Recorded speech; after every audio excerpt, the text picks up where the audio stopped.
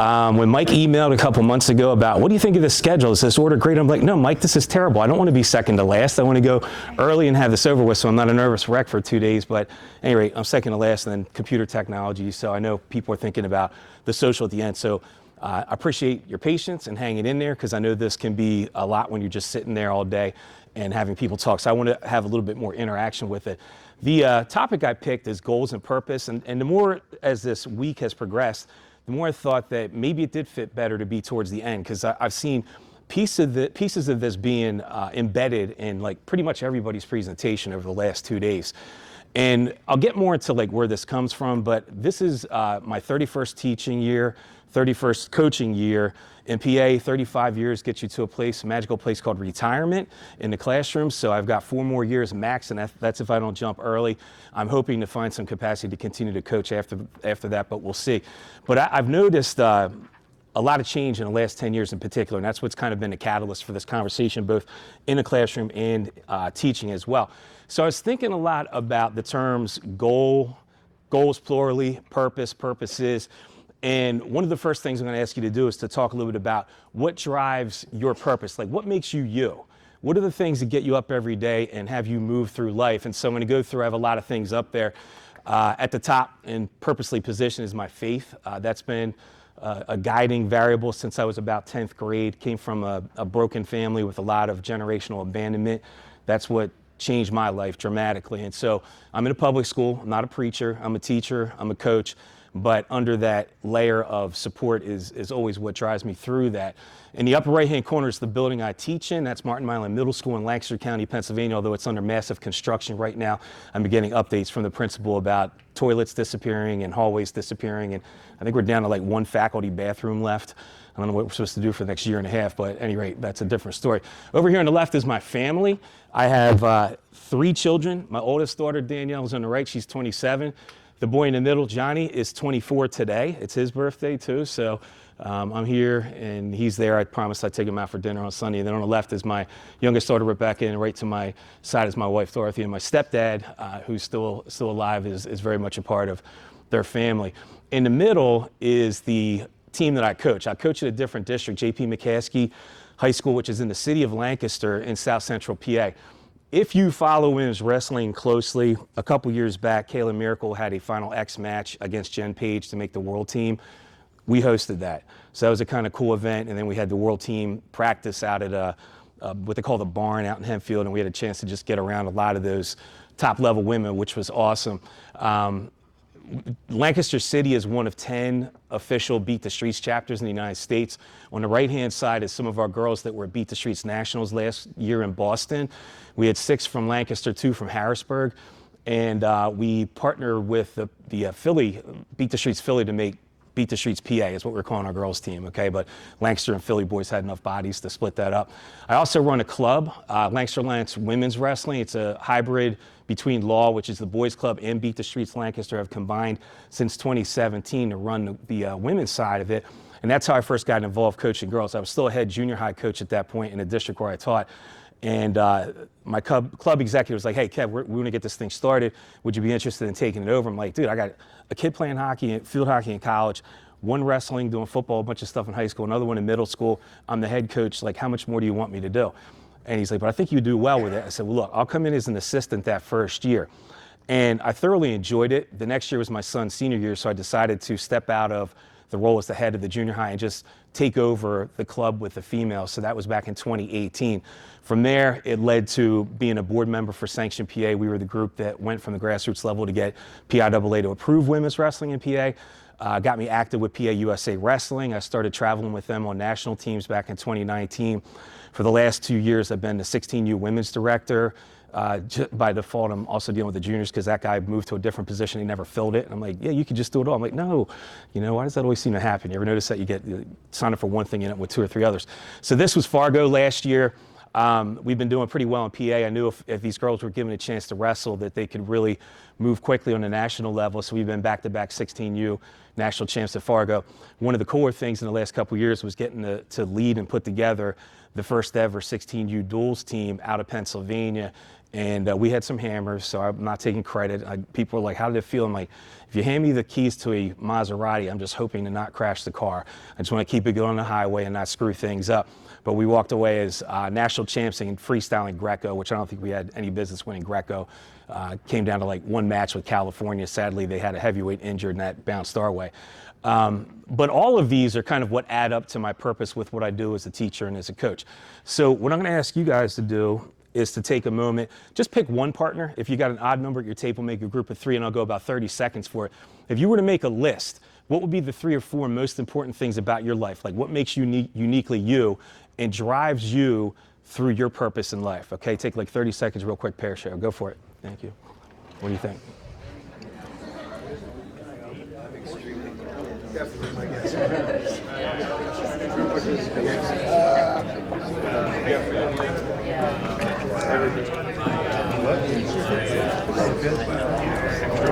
That was the hardest. That's still my hardest thing. In the military, you had very hard focus. Now, got smaller. Now, I'm trying to grow with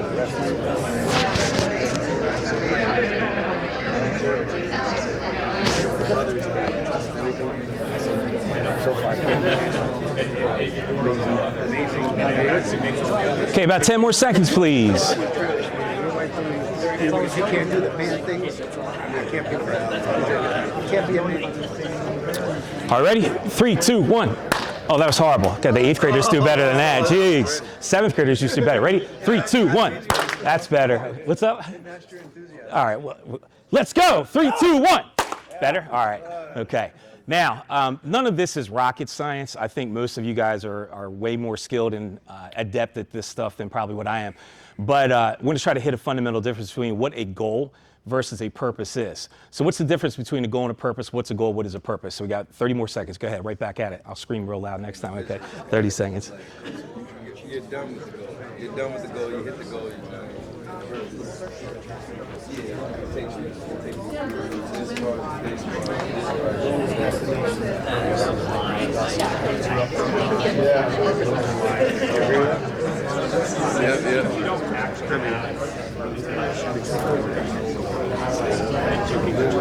Make sure he's paying attention here. Are we ready? You good? Ready? 3, 2, 1. All right. Okay. So I stole from Google AI. You can't get much further than that today when you put stuff in. A goal is really the specific outcomes with what we want to achieve. They can be both short-term and long-term. And in our sport, they should be quantifiable, possibly temporary and reasonable. I talk about this because half our team is fairly experienced, half is brand new. I'm like, when you're new, you don't even really know what your goal should be, right? So if you're a brand new wrestler and you're showing up, you might say, well, my goal is to win a match. And I always tell them, what happens if at the first event you win a match? Are you done? Do you just go home, season's over? Or do we reevaluate and reassess goals? The goals should be constantly fluid. And sadly, for some kids, it might take them the whole year to win that match, right? And some never do. They may never get to that accomplishment. But they're described as being our what. So what is your goal as a coach? All right? It's measurable, it's quantifiable, and it's probably tough to have one. But I'm gonna give you about 30 more seconds. As a coach, what's your goal for what you're doing as a coach? Okay, real quick share. Go ahead again. What's your goal as a coach? I was gonna say my goal is like to be the best version of young men and women have integrity, good citizens. Like this is like purpose. It is purpose. To say, just For me, whatever the person never make it on the starting roster. All right, moving on. 3, 2, 1. Okay, purpose is our why. All right, that's why we do what we do. It drives us, it gives us the motivation to keep going. And ideally, both your goals and your purpose should be aligned. So back to our partner there, what do you think your purpose is as a coach? All right, do you have 1? Do you have 10? I don't know. But real quickly, try to brainstorm that. Do you have a purpose as a coach? Go for it. What do you think?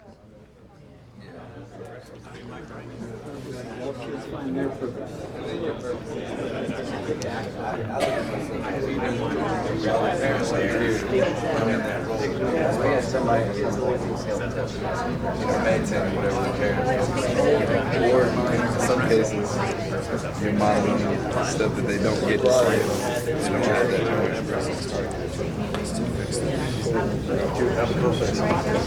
All right, sounds like we're reaching the end. Ready? 3, 2, 1. Okay. So why so much thought about this topic? This has been resonating in my mind for like a decade, mainly because I started to notice this cataclysmic shift with young people in the classroom. And I remember asking a colleague, dude, is it just because I'm getting old? You know what I mean? Like, have they changed that much? He's like, no, they've changed. And I didn't want to ever get to be one of those old curmudgeons that's just like, you kids get off my lawn. But am I noticing something definitely quantifiable? And the answer is yes, and we're going to talk more about that in a minute. But what made me think a lot about this? Well, doing my silver, going through the 3D coaching, okay? Coaching to the heart. If you're going to get to coaching to the heart, I don't know how you do that without having purpose defined for yourself and your athletes, perhaps your families, okay? So another thing that hit me hard was March of 2020. This was literally the Saturday before that March 13th when the world shut down.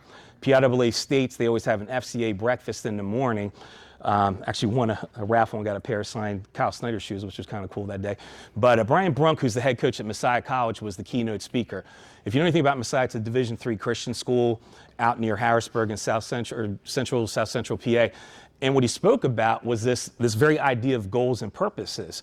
And he said, you know, when he first started coaching, his goal was just like his goal and purpose was to win national championships. But he, being a person of faith, he was really humbled to realize there was way more to it. And he said, so I had to come to a recognition of what my purpose was. But he said, my goal, and people look at me funny because I'm coaching at a Christian school, is to win national championships. He's like, I want champs. We're not out there putting all this time in to not produce on the mats. We want to be as good as we can be. But our purpose is to glorify our Lord and Savior Jesus Christ in everything we do. Whether we win, whether we lose, whether we get injured, whether we don't make weight, whether we make weight. And that's more important than that national championships. And he said, when I began to focus on that, I started to get national champs and things changed on me. And so he had a freak injury where a kid broke his neck. He's been able to walk again, but he said I was ready to tap out at that point, leave coaching, but the purpose sustained him. Okay, so that really resonated with me. And then the next day or next week on Friday, COVID shut the world down. I remember we were training in the summer with modified schedules thinking, man, we got PIAA states for wrestling in, but basketball didn't hit the state mark till the middle of March, end of March into April. Like those kids had their season cut short in districts. Spring, baseball, softball, track, lacrosse, nothing. Imagine that being your senior year, your kid's senior year. You didn't get to compete, you lost it all. And so we were revving up for 2020 with a big question mark, will we get on the mats at all? And if we're training and we can't wrestle, what's the point? Well, if you have a purpose, there's a point to it. And I began to really speak heavily about purpose at that time moving forward. The other thing that hit me heavily is this escalating behavioral issues with students in the classroom. Mental health crisis with our youth, both in the classroom and on the mats. And it simply just had me questioning, like, what's going on and how do we best handle the current new world order with our children, our students, and for us as coaches, our athletes. And so I'm going to go quickly through this because there's a lot. I just started to peruse a bunch of stats. I've been on the kick reading a lot of books about how this is impacting the classroom and learning.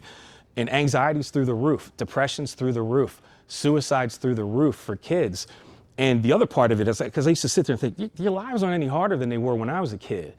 You know what I mean? Like, oh, it's so much tougher today. No, it's not. Kids still got snatched up in white vans back in the 80s and the 70s, right? That's why John Walsh started America's Most Wanted. His kid was that Adam Walsh got snuck out of a mall in Florida. We just didn't have it as like socialized. But the biggest thing has been this transition to like TikTok, and it's reshaping the brain with these little 15 to 30 second clips that kids live in. And so the dopamine's coming out really wacky, and their brains are literally being mutated when they should be growing more healthy. And so we're seeing that, we see it in the classrooms long before people seem to recognize it's happening in the world. And so these numbers are just everywhere. I'm not going to read all of them because it's a lot, but if I could summarize it, we've got issues today. And I'll give you a second to just look at that. Now all this is in the slides that I showed you. I'm going to also put a Google Doc version of it because some of the videos I got in there will come up easier with that. But this is from every reliable source you can imagine. Teen anxiety and depression, just take a look at the statistics here. When you look at the depression, 17 to 18-year-olds are at the highest level. That's your seniors. That's some of your freshmen in college for the collegiate coaches. like 1 in 3 kids in your classroom almost has an anxiety disorder. The amount of 504s I have, the IEPs that I service now, it's like, is there any kid that doesn't have something significant going on with them? And it's starting to be more and more, the answer is no. Trauma, what are they seeing at home? The girls I coach, this is really relevant because I'm in an inner city where there's just a lot of issues. Trauma is a word that I use, unfortunately, all too often there. Suicide stats, the worst ones to look at. I had a boy hung himself in his backyard back in 2003, had to speak at his funeral, be a pallbearer. All these young kids looking at me trying to give some solace in what was nothing but a bad situation. There was no silver lining. He was an 8th grader, should have been around a lot longer. It was heartbreaking. And I'll hit this and get you guys, about a minute to think about it. So I thought, well, surely sports are helping, right? We're all coaches. We like to believe we come in a room and we make things better for the kids. But this was from another mental health thing. The link is all up there if you want to find the source. It showed around 60% of all high school athletes experienced a moderate to an extreme level of stress due to their sport. And the quarter reported stress negatively affecting their performance. Sadly, many athletes wanted to receive help for their stress, but did not because of an unawareness regarding mental health facilities and stigmas surrounding mental health problems. While it's easy to overlook and minimize the stress of a high school athlete, doing so may cause future problems like anxiety, like depression, both of which have been steadily increasing among the same population. So if it's that important, if needed, that they have access to medical professionals to adequately manage the stress. All right, real quick turn, we'll give you about a minute, just kick this around. What do you think about some of those numbers that you just reviewed? All right, real quick, parachute your table, go for it.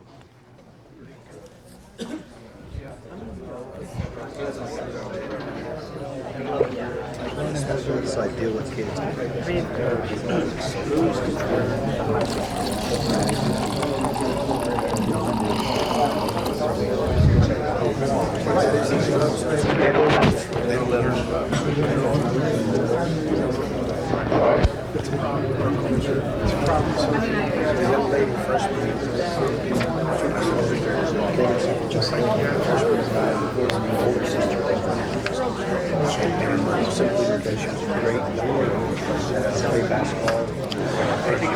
All right, let's bring that one to a wrap. Ready? 3, 2, 1. Oh my goodness. Was it that flat? You're way better. All right, ready? 3, 2, 1. After that presentation of stats, I don't really get, you know what I mean? Like, it's kind of tough on that one. All right, so this was the question I've been asking myself for a while as I watch my kids come up from elementary wrestling. And if you've been to elementary wrestling tournaments, the parents are psychotic, right? They're the craziest there. They get a little bit better as they get older, and then there's just more barriers to keep them away from you. But I just began thinking, like, I watched my girl play field hockey for a couple years in college. My son played rugby, and then they graduate and it's over. It's wonderful to have, Whitney to talk about that perspective. We have some world level athletes in this room, but what I kept thinking about is, as a high school coach, most of them are not. Most of them aren't even remotely close to that. And so what are we doing? Now this, I could have pulled about 13 of these images off of New Jersey's news. This was last year. All right, so that was from last year, but by the time I put this together, they already had another knockdown, drag-out brawl with that 4-time state champ kid, right? And that was like to the courts, and I'm like, good Lord. I mean, I thought PA was bad. Jersey's doing a good job of making us look good. Yeah, so it's going crazy there. And that was last year. I just left that one on there. But I started to think to myself, like, what are we doing to youth and high school sports, and who are we coaching? And the numbers, I don't know why this was so hard to find. I was trying to look on the NWCA website, and their office is like literally in the same complex where our club practices. And I'm trying to get a hold of Mike Moyer, emailed him. I know the guy, he never got back to me. I wanted some updated stats. So next time I see him, I'm gonna have to give him a little bit of grief. But high school participants, this was guys wrestling 22-23, 259,431 high school male wrestlers, 8,309 in the NCAA. Overall percentage to high school to NCAA, 3.2%, 1% for D1, 0.8 for 2, 1.3 for D3. NAIA males was what, 0.7, JUCO was about 0.4. So 4.3% of all high school age athletes that were male continued to compete collegiately in one of those levels. The girls were a little bit higher and still kind of fluid. I think there's so many schools opening up. I know in PA we're up to like 22 and I'm getting hit up all the time. You got any girls graduating? Like, yeah, but I don't have 40 of them. We have a certain amount, and we're lucky to have several of them continue to compete next year. So what I began to ask myself is, what about the other 95% of the boys and the 93.5% of the girls that won't wrestle collegiately? What are we doing for them? If the only focus is on the goal of state champs, world champs, etc., who doesn't want to coach a Bo Bassett type? Everybody know who Bo is? If you're following wrestling now, how do you miss the guy? He's got himself everywhere. His NIL paycheck's supposed to be ridiculous. I know him personally. He's a kid we see all over, PA USA, NPA. Great kid. There's nothing negative you could say about him. He's a leader. He's nice to everybody. Comes from a great family. McCourt's killing it. Like, what do you say? He's a nice kid, but everybody in the media platforms are like, well, Bo Bassett does this. All right, well, Bo's up at 5 every morning. They practice, I know what McCourt does, because we had a few girls on the PA team, then they train all night long. But there's also been a few of the girls that went there that lasted 1 year and went back to their high school. So like, that's not for me. That's all they do. They eat, sleep, breathe it. And now, if you want to be a world level athlete, that's what it'll take. But what about the other 93.5% of the other 95.7%? What about the CC Silva? She's one of my girls. She comes from a very fractured family, is the nicest way I could put it. She's the oldest, teen mom, 6 siblings now, different dad. It's tough. I'll just leave it at that because I don't want to put too much out there, but her life is tough. She's in 9th grade now. One of the sweetest kids you'd ever run into, good academically, charismatic, bubbly. Everybody loves her. And if I only focus on this kid, that type of kid, I don't know where she'd be. You know, where would things be going for a kid like that? And that's most of the type of kid that I'm coaching. All right, so real quick, just to make this one short, 30 seconds, what are your thoughts on those numbers and how that all sort of fits together in the sport of wrestling? All right, real quick, pair share, go for it.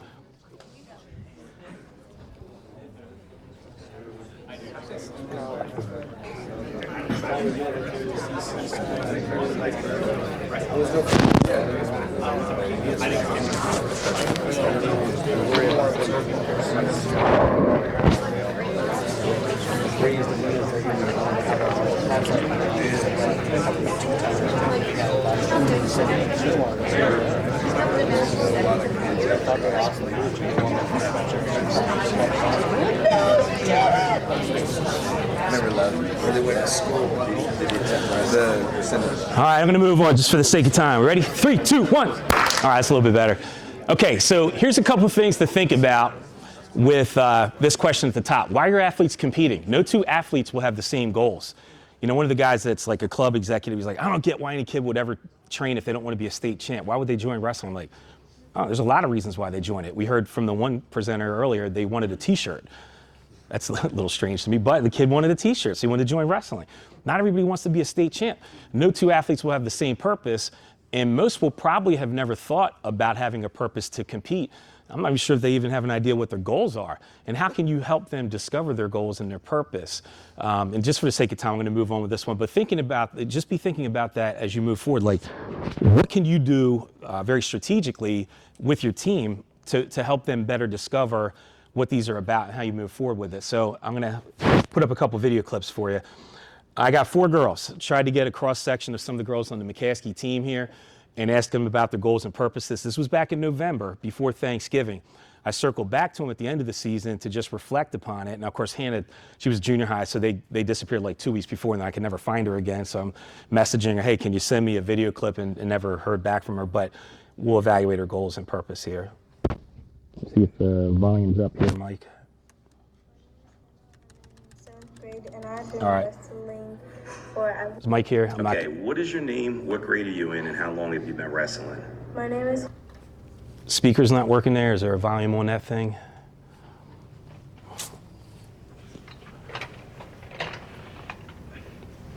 Any luck, Marty? Hannah, I'm in 7th grade, and I've been wrestling for at least just this year. Okay, perfect. So we talked a little bit on the team side about Anything goals there? and purposes. Can you tell us what your goal is?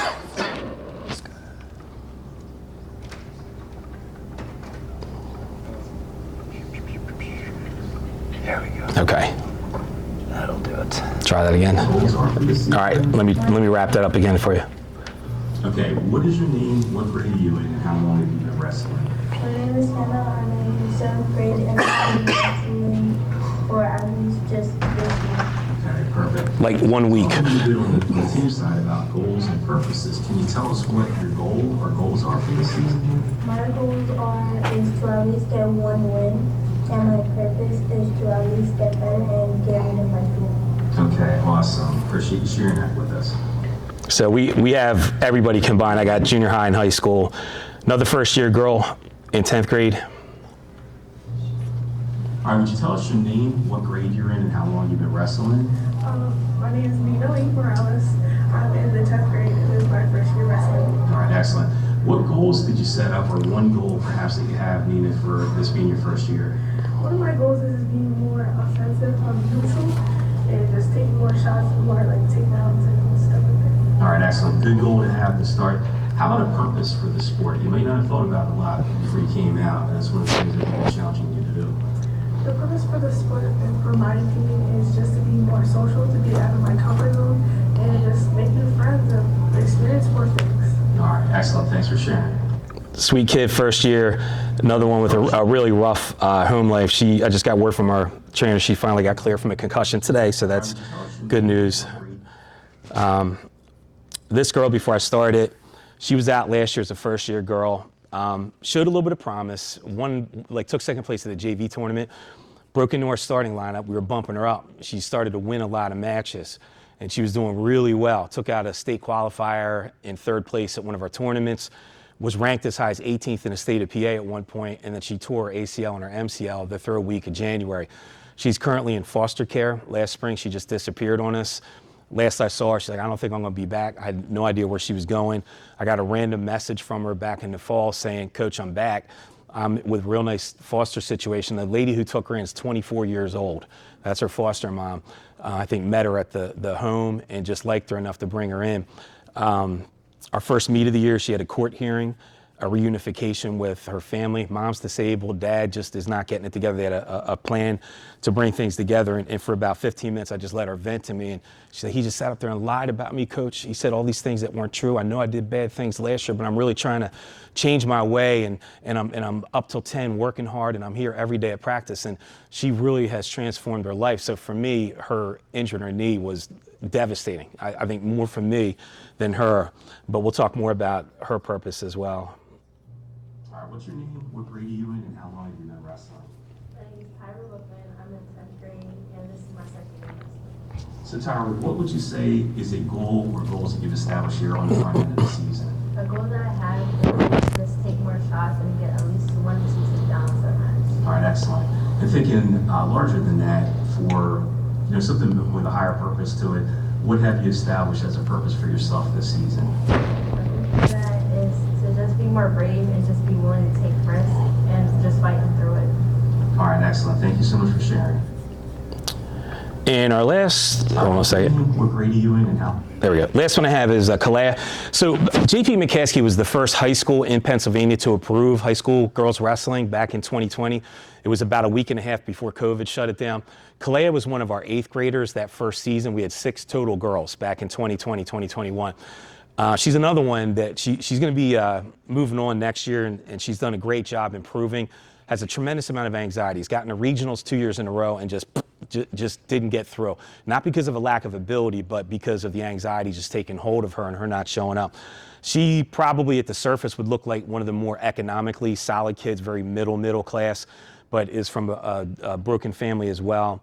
On mom's side, there's a bunch of siblings. Her 8th grade year, mom gave birth. That baby died 2 weeks after it was born. Last year, she had a little brother born, and she just was saying, I had to have a conversation. I'm like, what you're saying is not right. She's like, finally one-on-one, she's like, Coach, I'm just scared to death that this baby's not going to make it either, and nobody talks about it. I've got that PTSD. Her dad, who was a veteran in Iraq, got diagnosed with terminal brain cancer a year ago in December from the smoke pits.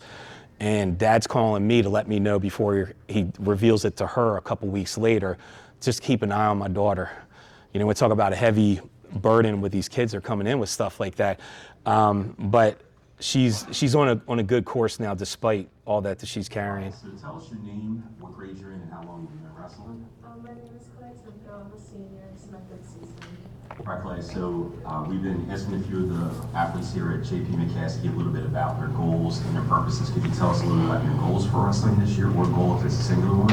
I would say that my main goal is I want to leave the season feeling satisfied with how I practice every day.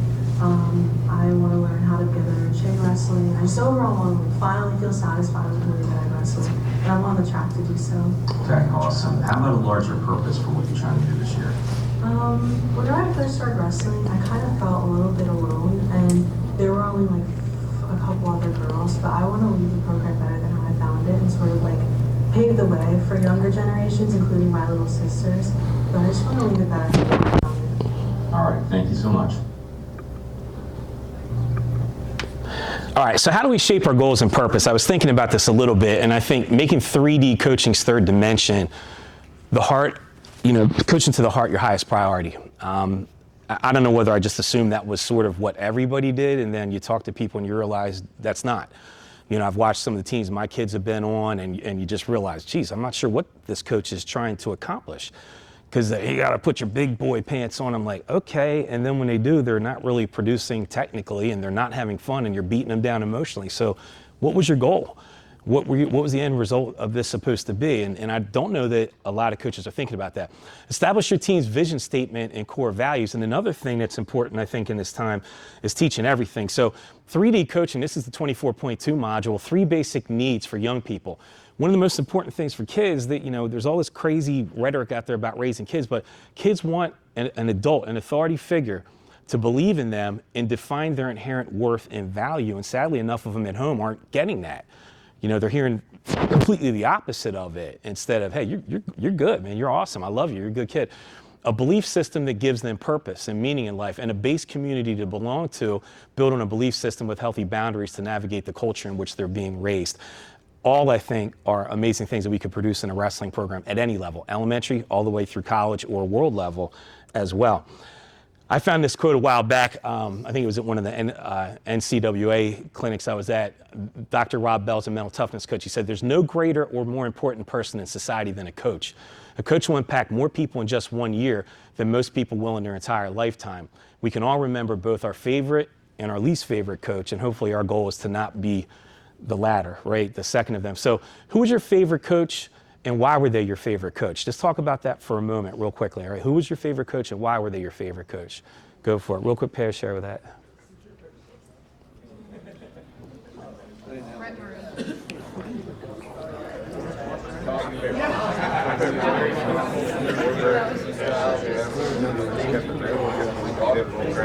Actually, my favorite coach was basically coach too. Like, just the way he's dedicated to the sport, and like everybody had a nickname, everybody. They just made everybody feel involved and important on the team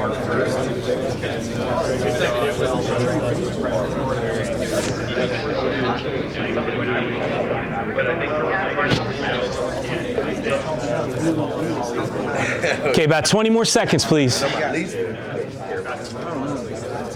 Least are easy to remember, aren't they? Yeah, least. They can't hit the delete button sometimes. On a team we had never beat, they were like big for our area. He took all the starters.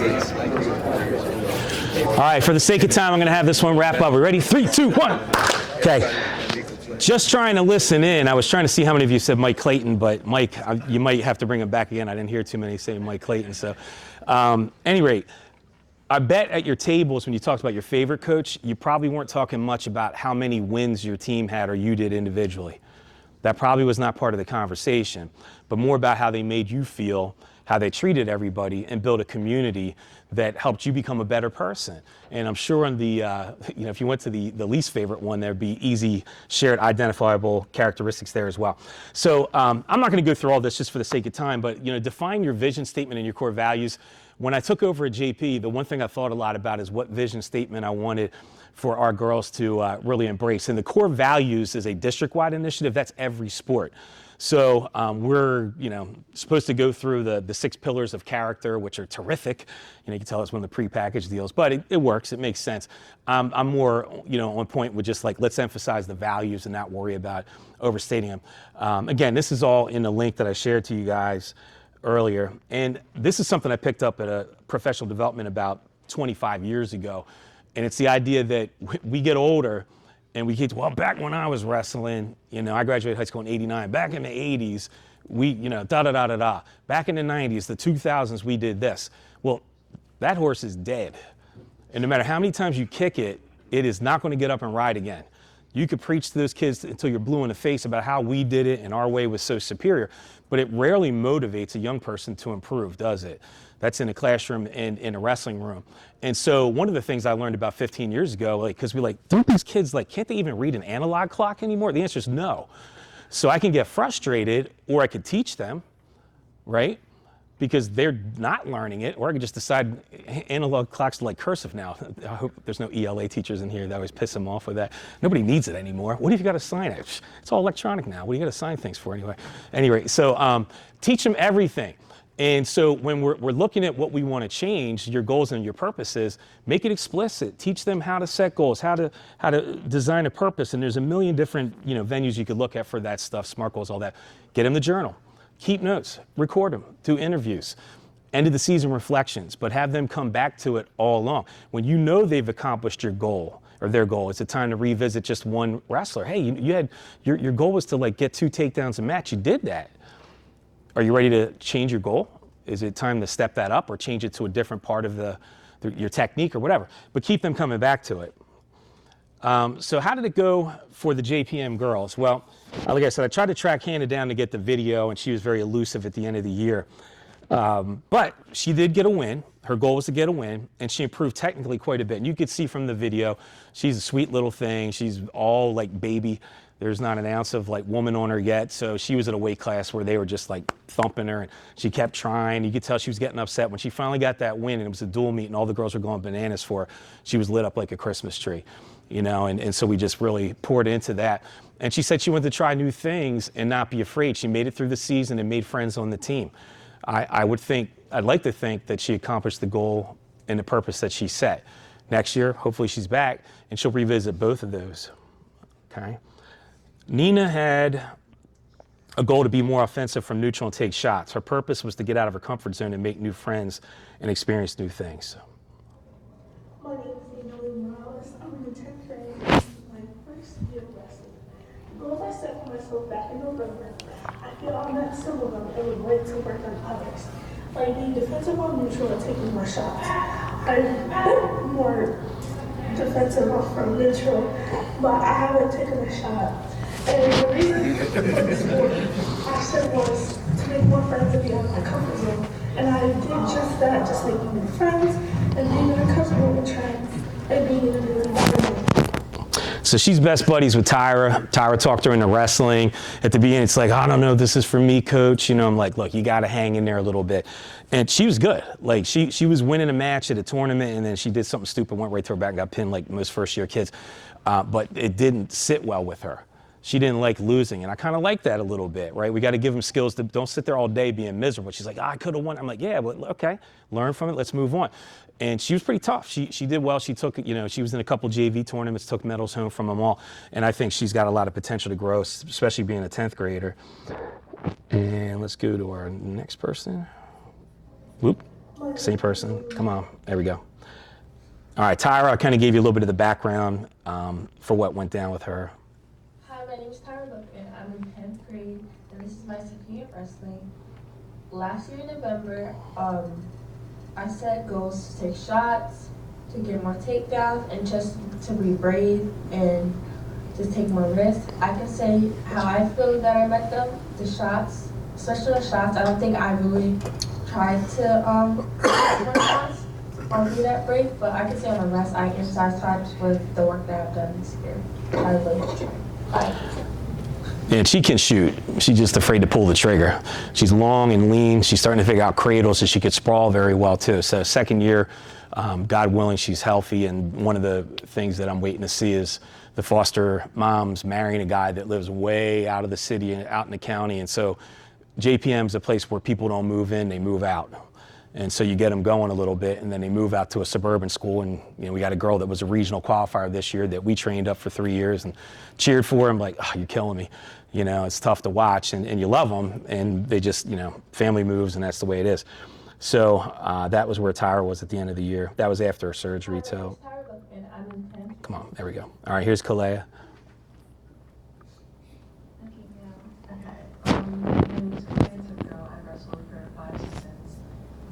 After watching my previous video, I thought that my goal was to medal at states, to do this, to win this and that, but upon rewatching the game, because I went to the beginning of the season, I feel as though I met my goal in terms of practicing the way I want to practice, eating the right way. Again, I definitely got better at chain wrestling. I've noticed whenever I'm scrambling, I'm doing a lot better.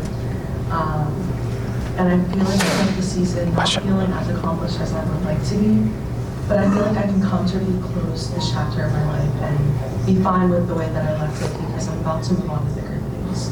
And then for my purpose, I would say that I definitely fulfilled my purpose. Heading into the season, I really wanted to just change the program. I wanted to leave a lasting impact, and I was lucky enough to be interviewed by our local newspaper. And after reading upon the article, it was sort of about like my journey, where I came from, what made me wrestle. It really hit me that I have changed a lot, like so much mentally. And I have little girls coming up to me in tournaments asking me, "You did so good." Little girls I've never seen before. So I really think that I definitely contributed to paving the way for future generations. And for that, I think I can confidently say that I fulfilled both my goal and my purpose. She's a tough wrestler. Had over, the first couple years, the first year was trash, like 2020, 2021, we couldn't get like any competitions. The next year, she got COVID at Christmas break, and she was one of the kids that had like the swollen heart. So she like missed that whole second year. So she basically had 10th, 11th, and 12th grade to compete. She had about 73 wins. And she was the 4-time league champ with like the 2 modified. We have Lancaster Lebanon League Championship. She's really tough, but that pressure got to her. And I know in her mind, it was like she felt if I didn't get the states a medal, I didn't accomplish it. But I thought it was interesting for her to go back and look at what she said in November. She didn't talk about that with her goals. She talked about more of chain wrestling and positioning. And she knows now that she did that. It's been tough for her to process, coming up a little short. But I'm not sure if you caught it. When she went to her purpose, she smiled a little bit. And part of that was to building this from nothing, being one, we call them the OGs there, like our OG girls, the first 6 that were there. She's going to Arcadia next year, which is starting brand new. And she's like, "Coach, I kind of like the idea of being part of a brand new college program too. I've been there, I know I can do it." And I can't wait to see what she's able to do at that next level, because I think each step of maturity she takes will get her a little bit better at sorting through some of those anxiety issues and everything. Come on. All right, so I'm going to wrap up and bring you guys full circle. So what about the coach? For myself, goals that I had for the team to develop a top 5 team in the state of PA. So when I got there, it was brand new, and I'm like, everybody's at the same starting line. I knew what I was walking into with the demographics, the economics, and all that stuff. And I found it interesting through that first year, which was sort of like so strange with, we were wrestling with masks on, practice and competition, everything. And people at that district would tell me, "Well, Coach, this is JP, you can't expect these kids to do this." And I remember thinking, why not? You know what I mean? Why can't I expect them to be excellent? Why can't I expect them to give the best effort, to be good students in the classroom and great wrestlers on the mat and have good character everywhere? And it was at the second year, a couple kids said, I finally lost it one day. I'm like, "Bull, I don't want to hear that nonsense anymore. If that's what you really believe, then I need to go coach somewhere else, because I don't believe that anywhere that you can't rise up to a level of excellence. And I'm telling you, you've got enough athletes in this room. If you're willing to work hard, you could be at the top 5 and say, "Yeah, okay, Coach, whatever." Well, last year it happened, and then it happened again this year. And then they started to believe it a little bit, and now that's kind of expectation. Now we got a lot graduating. We're take a drop next year. But a goal was to place as many on the podium at Hershey at the PIAA State Championships. This was the second year for it. And really to maximize the potential of all the girls on the team technically. We finished 4th at what they call the unofficial state duels teams at Cumberland Valley. We ranked 4th for most of the season. Being honest, we were like probably 5th. Just because of the way that tournament was drawn up, we ducked a bullet with one team that probably would have beat us as well. We had 2 state qualifiers. We had Journey Rodriguez was a state champ, the first ever PIAA season at 112. She got injured the opening round of states and had the injury default out of the tournament. Again, another goal, you're like, another gut punch. It's just every time you turn around. Jorelis Peguero del Rosario went from 7th to 5th to 3rd at the PIAA State Championships this year. This girl showed up from St. Thomas 3 summers ago. Didn't know anything about wrestling. She's going to be wrestling at Ursinus next year. Another case where she would go home and work every day. We practiced from 5 to 7, go home and work for 2 hours cleaning the local hospital with her mom. Not because she wants money for spending cash, but to help pay the rent and pay groceries. We've been at states 2 years with her, never a family member there. And that's we go to away meets and you got all this other crowd and like the same 6 people you see everywhere. So I know that there's a lot that's stacked against them, but I felt like we could have done better. And there's a lot of reasons why. Some of them really did fantastic, but there's some that were in their second or third years that I think lost sight of their teammates. There's a little bit of a variety of reasons. Some was out of the control at the home, but I think we could have done a little bit better there. But as far as my purpose, and this is universal, this isn't in wrestling, this would be in the classroom and really anywhere, but I remember being interviewed as a teacher back in '94. Why do you want to teach? Is what the school board asked. And I said, I want to make a positive difference in the lives of young people. And that's been 31 years ago, and that still has not changed. I'm trying to ride that all the way to the finish line in 2029. And I want each of my athletes to see the potential in them that I see. We have a really good PA coach, Dave Kroll, who coaches Nazareth High School, one of the best you'll find. And he said, we need to get used to seeing our kids not as who they are, but who they could become.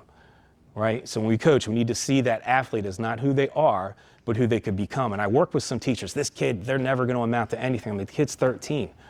We don't know what they're going to be yet. If you give up on them now, you're going to help expedite that in their lives, right? For the girls I deal with, I want them to each know that I believe in them, because I don't think there's a lot of people that tell them that. And this has to be handled in a very safe sport fashion, if you catch my drift. But there's a lot of them that just need to know that they're loved. And there's a few times where they're just broken, you know, and a little side hug. I love you, kid. You know that? I love you too, coach. That has way more value to me now more than ever than state medals, you know, the plaques from the 16U duels. That's all great. That stuff goes someone's home somewhere. I never see it again. You know what I mean? But those things, they're kind of eternal. And this year, I felt like I had to lean into my purpose much more heavier than seasons going by. And just a little bit of what I was sharing already. 90% of the students in the school district where I'm coaching come from economically disadvantaged families. 60% of the kids are Hispanic, 17% are African American, 13% are Caucasian, nearly 10% are Asian or the other category. I guess this doesn't fit in the other ones. Most of our athletes come from broken families, mostly single parent homes. Simple needs are an issue: transportation, washer, dryer. You know, it's something you don't think about in a lot of places. Hey, I need that gear turned in. Coach, I can't get to the laundromat till next Sunday.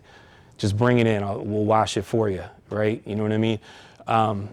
Food, rent, we keep boxes stuffed with, you know, good things to eat. They all get free and reduced lunch, but it's all crap, coach. You know, then they have a stinking McDonald's right next to the high school, which really drives me nuts. I'm like, you said you can't afford food. You're walking in with a bag from McDonald's. I'd kind of rage on that. Like, get that out of here. Do not bring that in the room. That doesn't belong there. So trying to teach them to eat better too. Headgear, wrestling shoes, sports bras, etc. Lancaster City is home to one of the 10 accredited Beat the Streets chapters in the U.S., which is great because they've supplied shoes, headgear. We didn't get the sports bras this year. They went to Harrisburg, but they've helped us equip the team because a lot of them can't afford anything you need to wrestle, even though wrestling is one of the cheaper sports, right? And so if some of these purposes aren't being met, there's a wonderful group of young ladies there that may not get that same opportunities that other people get elsewhere. And we've got a bunch graduating this year, 4 going to be competing collegiately next year. We have one out here on the West Coast at Umpqua Community College. She's majoring in welding, got a chance to go across the nation, and she would have never gone to college. She hated school, but she liked working with her hands. She's going to do 2 years there. We got one that made it to the Coast Guard Academy 2 years back. She founded the girls wrestling club at the Coast Guard Academy. That makes me feel way better about the purposes because it's going way beyond wrestling, and some of them are still wrestling, which is really awesome. And just a couple things that sort of validated. This was a Facebook post by Kalea's mom. I won't read the whole thing, but her coach has laid out a great foundation for her to succeed in the next wrestling adventure for her in college. Coach Franklin has become a parental figure in her life, and I'm so very grateful for the life lessons he's taught along the way. Nevaeh was a second-year girl. She won 2 JV matches her junior year. We had a girl that could have been tops in the state at heavyweight. Family split up. She imploded with anxiety, quit 1 week into the season. This girl stepped in, won over 20 matches, made it to regionals, was a league champ and a sectional champ this year. Didn't even think she'd be starting varsity. And she went through, and this was after she got knocked out at regionals. This was my last competition with the JPM team, who wasn't just a team, but a family. And I could never say thank you enough to people who were by my side and supported me through everything. And I just want to say I love all my girls, and they will forever be part of my life. And thank you to my coach, Kevin Franklin, for giving me this opportunity and believing in me. And the one that probably is the hardest to read is Tyra. On her 16th birthday, she invited a couple of adults, a couple of teammates. She invited her parents and her siblings, and none of them showed up. This was at the foster mom's house, and Very different because it was all the foster mom's family, which is a bunch of young ladies and a couple guys. And so she had a birthday cake, but she put a thing of candles in styrofoam. There were 16 of them. And she wrote something for 16 people that had value in her life. She lit the candle and would read it. So now I've been invited as a result to a couple of quinceañeras where they give a rose and they do the same thing there. And when a kid gives you something like that, it touches your soul. And she read mine. I'll try to get through this without getting too emotional. She read mine second to last. The last person she read was the foster mom. And that was purposeful. She said, "This candle goes to a person who's had a tremendous influence and impact on my life. He's believed in me even when I couldn't believe in myself. He never gave up on me no matter how many times I've messed up. He's never looked at me differently even after hearing about my poor decisions. He isn't just a coach, but he's like a father and a best friend to me. He doesn't just prepare you for your next wrestling match, but he teaches you lessons that last for life. Out of all the sports I've played, never have I felt I had a coach that cared about my well-being as a person more than just another one of his athletes." This candle goes to my favorite coach, Coach Franklin. And I don't read these and share this, and you're like the first group. I didn't even share that like more than my wife. But it just was resonating with me so much. And where I'm at in my career and life with my kids, the ages that they're at, you get to be a certain, next month in May, I turn 54. I've been a type 1 diabetic for 33 years. I realize there's a lot more road in the rearview mirror than in front of me, right?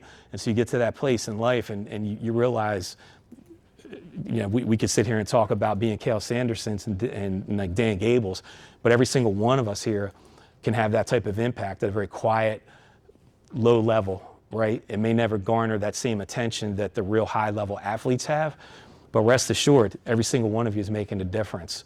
And so that's been kind of my driving force for the last couple of years, and really is the idea, store your treasures in heaven. You know what I mean? Like those accolades will come if you do things the right way, but I'm kind of like, I feel funny with that stuff anyway. I just want to get back and hang out with the kids and see that they're doing well. I feel awkward with the attention to that. So here is where I want you guys to wrap it up. One more little group discussion. What do you want to do with your wrestlers with this idea of goals and purpose? How about yourself? And how can you make this a part of your program? So I'll give you like 2 minutes to wrap that up, and then that's all I got for you. All right? Thank you. Real quick pair share.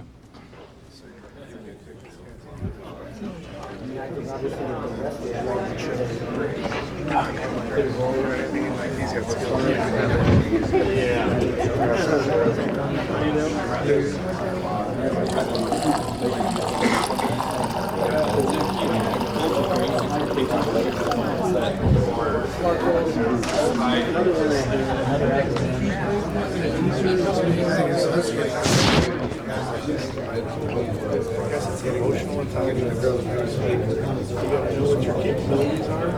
That's taking take not all of it, more of like an individual. That's take in over 30 years of coach and to love part of that, rhythm and daily lives of kids.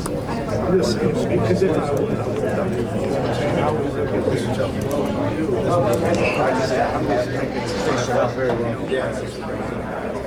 Did you say you're type 1 diabetic? Yeah. So my Are you? Okay. God bless you, right? Yeah, so a whole week I'm just sitting here checking on you. Yeah. Yep. And the girls are funny. You need to get your fruit snacks, coach? I'm like, yeah. Put it down. Every time I leave during practice, everyone's like, Maggie, are you dying? And I'm like, no, Yeah. I just beep sometimes. I used to mess with them. I'm like, when they give me grief, I'm like, that's it. I'm going back to LS where I teach. And like, and the one girl got me, you do that, I'm gonna rip your pump off. I'm like, oh, tell that's like murder. You're taking it a little too far, right? Yeah. It's like I could understand if you like punched me, but taking the insulin away is not cool, right? That's not cool. Yep. All right, folks, that's all I got. Thank you, Mike. I'm done. So hopefully that had some value. I don't know. All right. Thank you. Thank you. Thank you.